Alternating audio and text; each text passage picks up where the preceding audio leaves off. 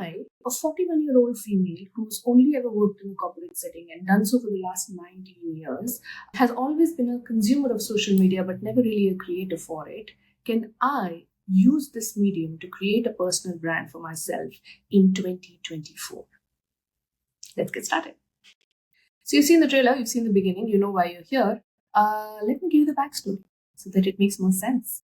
I have done multiple pivots in my career, and in my from when I started to actually be an adult, which is college. I did my I studied mass comm in college, went ahead and did an MBA, worked for a finance and a private banking firm, then went on to technology to do sales, and then started my own company. And then in that company did two pivots, and then decided last year, hey, you know what?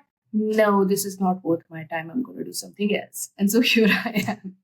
And the last year, the last transition has been the one that I have been the most passionate about. I feel like it's my groove. I feel like I can do this well.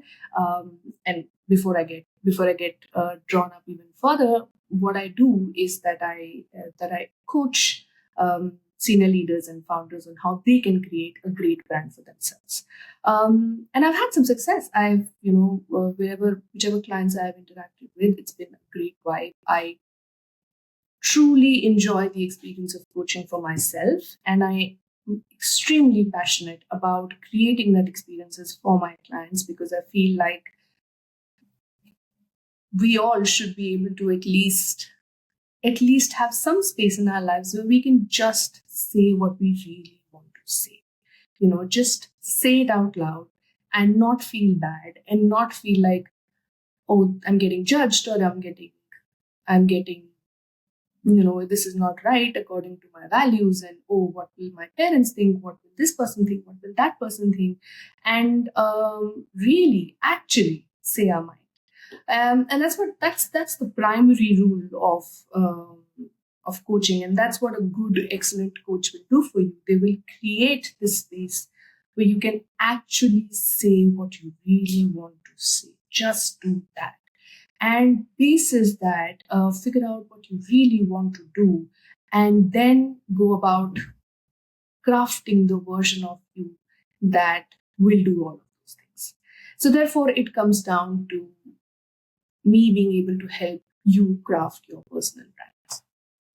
But coming back to why we are here, essentially what happened was that once I had defined that this is what I want to do, I then tried to figure out how is it that I can go about getting some, making some money off of it. How can I monetize this?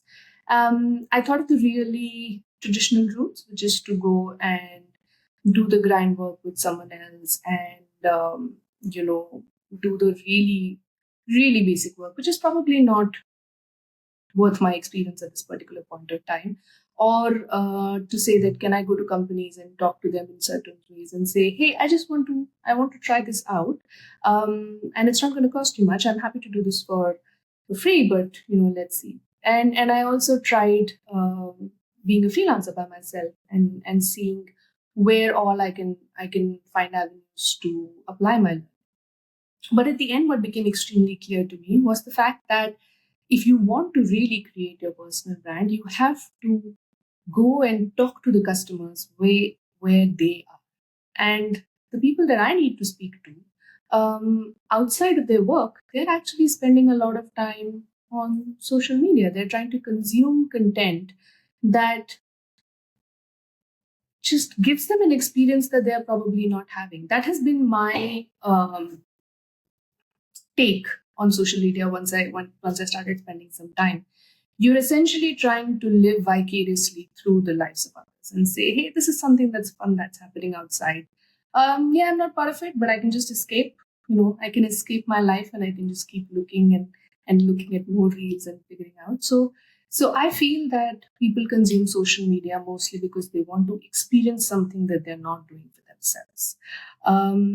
And that is why, if you start looking at the stats within YouTube, which is obviously by far a much bigger platform than Instagram is, that's established. Nobody needs to kind of question that. But if you start looking at the stats of YouTube, you would realize that in terms of the consumption of content that you can see, it is about these big grandeur experiences. I mean, that could possibly explain why someone like a Mr. Beast is just unstoppable, because he's creating these amazing experiences, and all the time you always remember that this guy just, he started out with a camera. That's all he had, and he went on to create the empire that he is now. In fact, I'll link up the very first video of Mr. Beast, and see what this guy was, and look at where he is now. The internet is full of creating short form solutions for us that just help our live our life better. That's the all that seems to be happening at all times. I mean, the second most watched content category in YouTube is, of course, baby videos. We are trying to find just a certain amount of escape in our lives, and so we give our children, when especially when they're toddlers, when there is no way to engage with them really, there is no way to speak to them, and it can become extremely strenuous on a mom or a dad to consistently find the right ways to entertain your child. So yeah, we give them the phone, and it doesn't mean anything more in the moment except to say, you know what, I want to deal with you in the best way possible, but right now I just don't have it in me, right? So we find escape, we find experiences for ourselves, for our children. We just, we're looking for experiences of how we can make this better. And then, of course, the moment you have, when you see those experiences happening or falling out on social media, your mind automatically goes to the fact that I should probably have that experience. So what can I do to get that experience?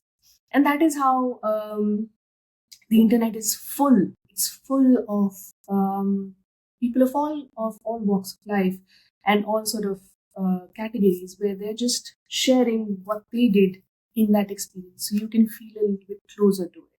That's the biggest category. You know that there's this uh, little game inside Roblox called Blocks Fruits. I have no clue what it is. I don't know how it works. And um, Roblox Fruits, the video game the the Roblox app game. I don't know. So the Blocks Fruits bit, whatever that is actually being played by by a YouTube channel person, a YouTuber. Yes, that's the right term, YouTuber. And this gentleman has created a channel where he's simply talking about his experience of playing the game, and then that is the whole channel. That's it, and it has these many views. I don't. I'll put up I'll put up the link right here. I'll put up the picture so you can see. But that is how many views that this person has. So clearly, understanding the kind of experience or understanding the kind of behavior that your customer is seeking will allow you to create the kind of experience that will deliver on that feeling or behavior. Let me say that right. That didn't come out right. What I'm saying is, the if I'm chasing the way I feel when I consume content on social media, then for anybody who is targeting me, it would make a lot of sense for them to say, what is one experience that I can create for this person, which allows them to have that feeling again, which they really like. That's what smart marketing is all about, right? That's why Coke talks about family, because it's saying that we believe that you feel great when you have good experiences with others, when you share your experiences, which is why it's all about sharing. It's about, if that is the aim of the game, then for me to be able to reach out to you and help you understand how I could possibly be of help, I would have to reach to you in a manner of content that speaks to you. And so here we are. So what I'm intending to do over this series is simply to say, can we use the tips and tricks that exist in on YouTube about YouTube today and be the demographic that we are and still possibly create a brand for ourselves on social media. Now that is my aim. I want to be a brand on social media. Your aim could very well be different. It stands to reason.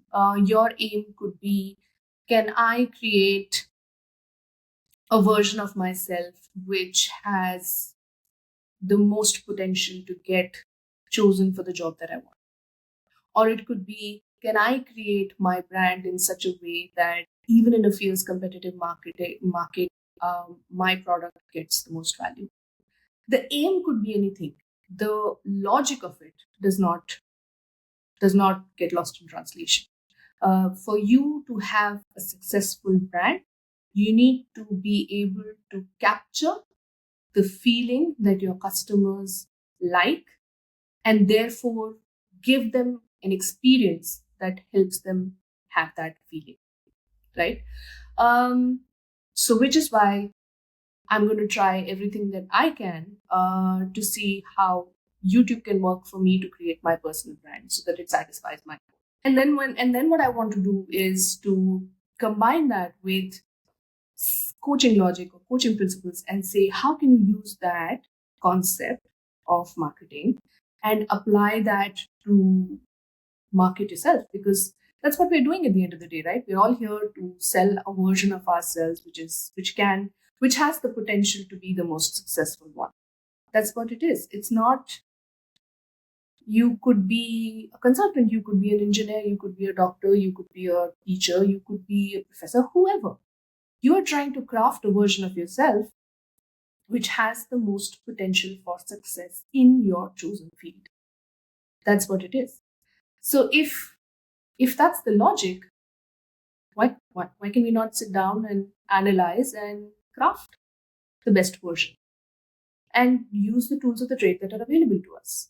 And one of the first tips and tricks that I have heard or seen videos about and learned multiple times is, one, be authentic, and two, know why you're talking about what you're talking, and do it in the most authentic manner. And this is something I've heard from multiple YouTubers, and other places, and wherever. I mean, wherever you try and figure out information, this is possibly one of the first things that they will tell you. And one of the people that I really like listening to is Pat Flynn, and the other person that I really enjoy listening to is Mel Robbins. And the the thing that kind of kept coming back at me when I was looking at these accounts was the fact that it's probably easy for a Pat Flynn or a Mel Robbins to say this now because they've been doing it for so many years, right? Yeah. I mean, if you've been doing it for so many years, it's easy. But me saying that statement actually negates or takes away from their experience. They have been doing it for multiple years, yes, and which is why they can possibly share the kind of tips and ideas that they can. Um, that's just a fact. That's the story of life. So that's what got me to thinking to say, okay, so then let's look at their tips and tricks and let's do this experiment now in 2024 and not in 2014. All all parameters have completely changed from what it was that time, right? So what does it look today? So I started from the point of what. Um, I I enjoy the coaching experience. I truly find value in what I deliver in the coaching experience. And what I want is to be able to do it for more people, is to be able to do it for people who I really respect. And therefore it seems a partnership of value to him, to the other person. This explains what and this explains the why. Now let's talk about the how. How are we going to do it? So I wanted to keep it as simple as possible for myself to replicate it easily.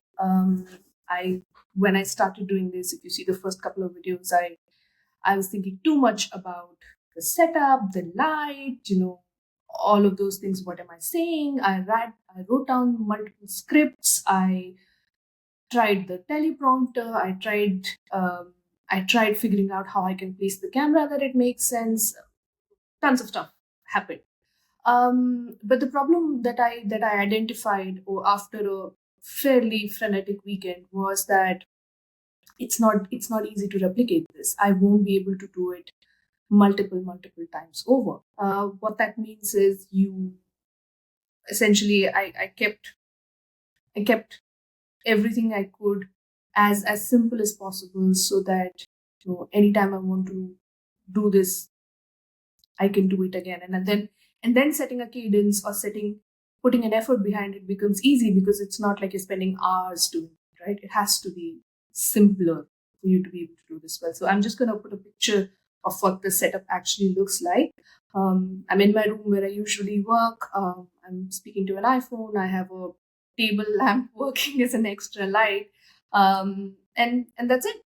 And essentially, I had the idea of what I wanted to say in the first video. I definitely did. But beyond that, I did not work with a script. I kind of sorted in my head, the reasons and how I will scale it. And then I also said to myself, let's just switch this on, hit record, and start putting things in. And then we can do something in edit.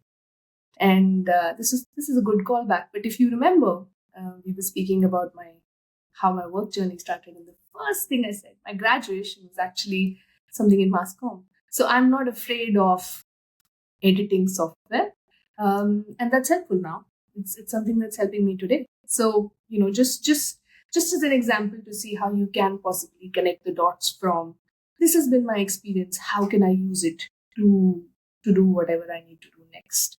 So yeah, that's I think that's more than about it for the very first episode. Thank you so much. If you are still around, man, thank you so much. And I hope that you will share it with people, so that if you found it helpful, if you think somebody else can find it helpful, please do share it with people. And hey, if you're still around, please hit subscribe. Come on, let's just hit subscribe. Let's do this again. And if you have some tips and tricks for me, please share them. I would love to try them out. Thank you.